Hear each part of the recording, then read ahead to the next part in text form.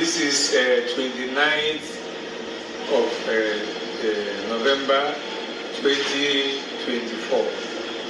Our Finland convention is starting today. What are we doing today in Finland?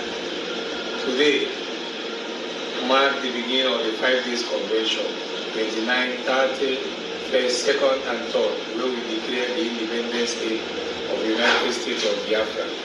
So, I'm taking the opportunity to show you people that it is real.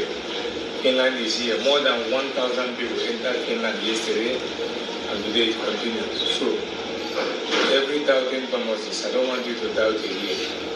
After the declaration, we're gonna see that Biafra is here. So we will continue to use the document we generate in Finland to write to America, write to Nigeria, write to all parts of the world for a recognition. If America recognizes us, that's good. But we pray that by the name of Chukwu, we are going to be victorious. We believe that our PM will be alive on the 2nd, even though if he's not there, we are a government. Biafra is here. So my dear friends, you can see me,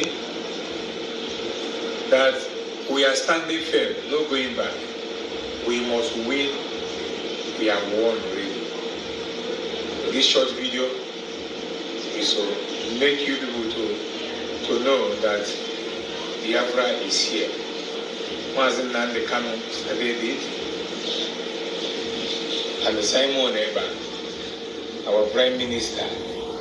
Now people have believed, because now is Finland telling the Finland government the atrocities of Finland is saying, is this real? He said yes. Nigeria is running away to come and defend what they have started, because they know that they cannot go anywhere again.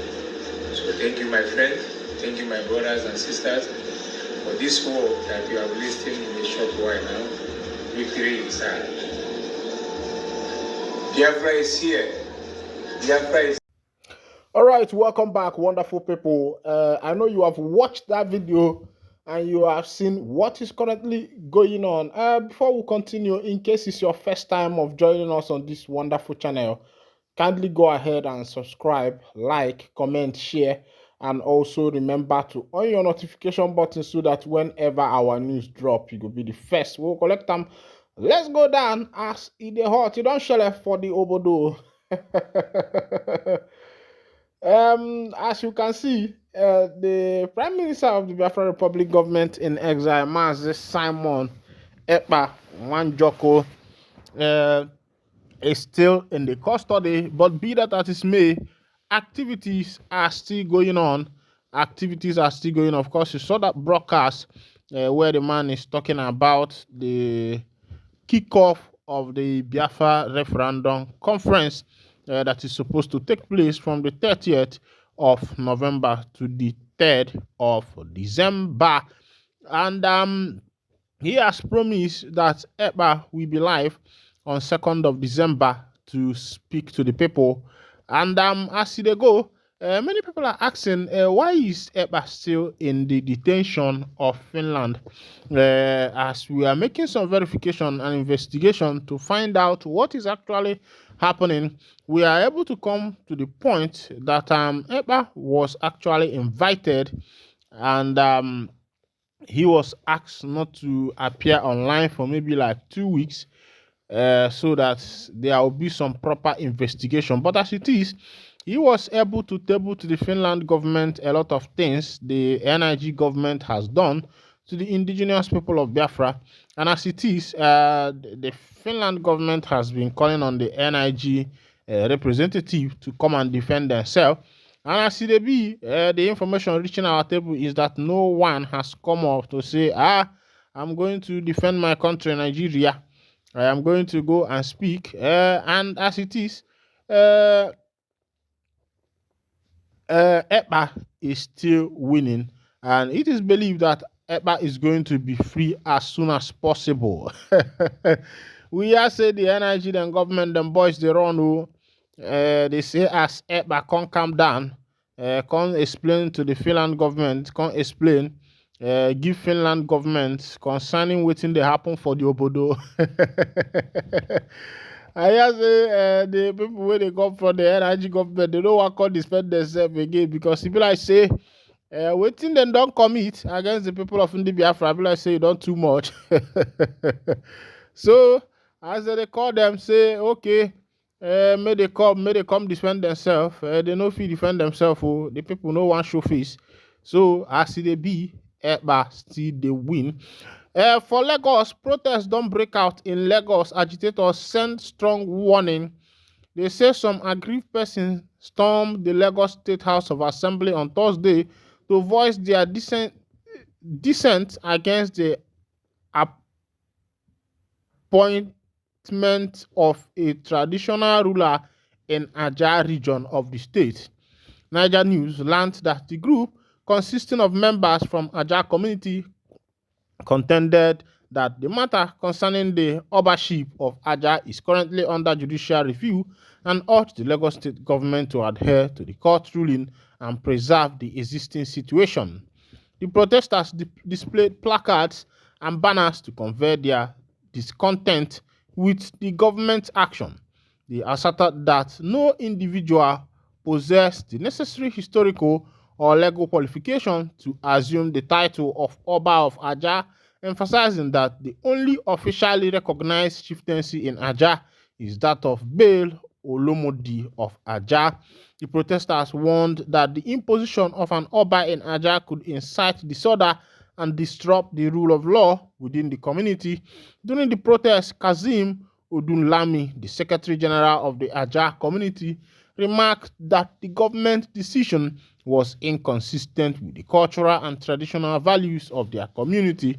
He said the Lagos state government should save our soul in Ajah town, or the families in Ajah say no to the superimposition of a kind of a king on us. The ownership of Ajah is still pending in court in suit number LD/6432 GCMW/2019. Please allow the court to determine who is entitled to become the Oba of Ajah before enthroning anyone as such. Decision to impose a king over the Valley of Ajah is an alien to our culture and tradition. The rulership of Ajah lies on the belly of Ajah. We should have a pedigree to that. The ownership tussle is still before the court. We have sustained an injunction and it should be respected. We have Chief Ismailia Adeleke, who is the Bali of Ajah, to be upgraded as Ajah King.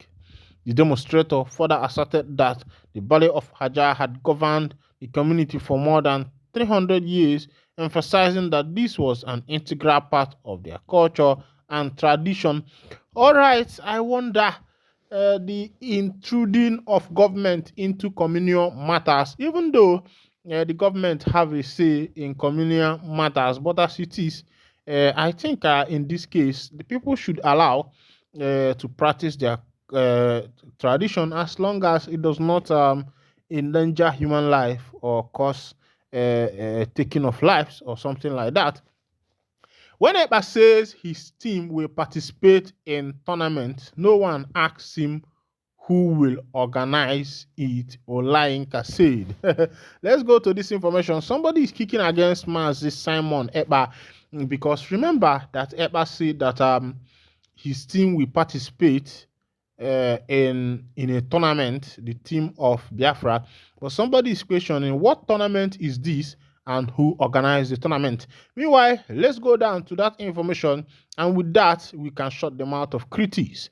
Olayinka, a close aide to Nigeria's Minister of Federal Capital Territory, Nyesom Wike, has described Simon Ekpa, the pro-Biafra activist based in Finland, as a scammer and a jobless opportunist.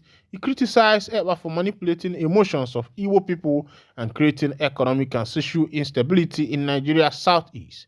Olayinka alleged that Ekpa was only pretending to champion the Igbo community's interests while allegedly benefiting financially at their expense. In a report by Daily Post, Olayinka dismissed Ekpa's call for a sit-at-home protest and other threats, labeling them as self-serving tactics intended to maintain control over his followers. He emphasized the harmful effects of these actions, including economic disruption and psychological strain on the impacted communities. The aide further suggested that Ekpa's activity were not genuinely motivated by concern of Igbo people's well-being. He remarked, he even said he founded Biafran's national football team and that they will be participating in international football tournament. No one could ask him just a simple question: international football tournament organized by FIFA or which body? All right, Olayinka have said his mind. Remember that in the Banyisena Uchonya de Anjo. Everybody is entitled to say their mind. Everybody is entitled to speak out, because that is one thing about life. You have to speak for yourself and you have to say your mind. Maka ndị Banyisena onye kwuo ebe ọ na-akpị ya, ndị mmadụ ewemala otu ga-esi wee nyelụ enya bụ onye aka. As it be, Olayinka has spoken.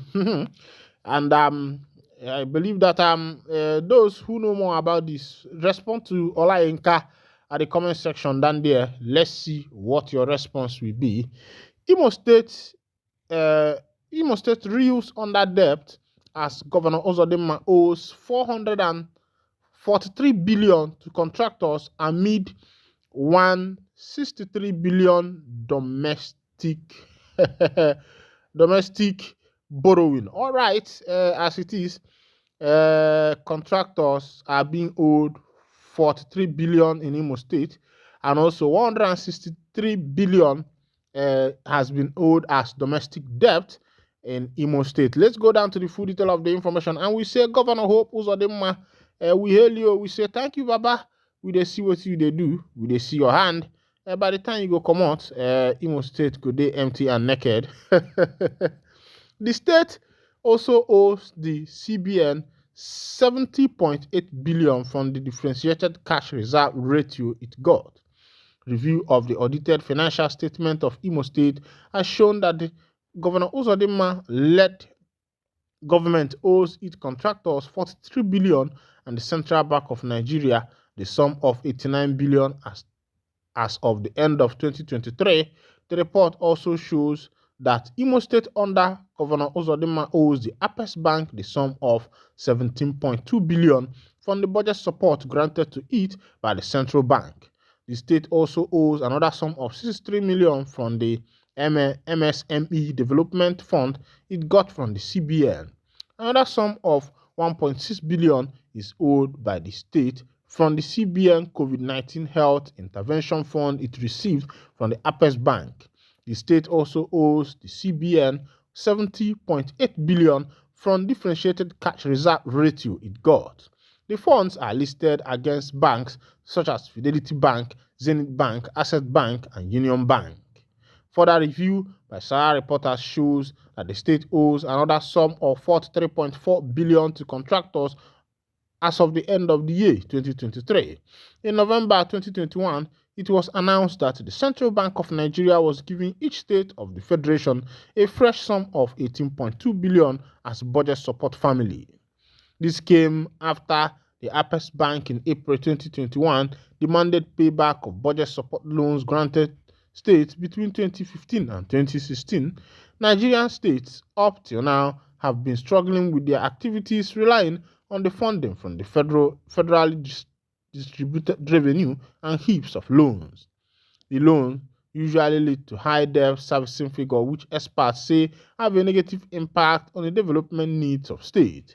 Already, Imo State has a high debt portfolio, owes $74 million externally as of June 2024, and another 163 billion domestically as of March 2024.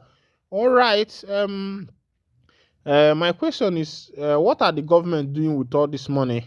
And they got here.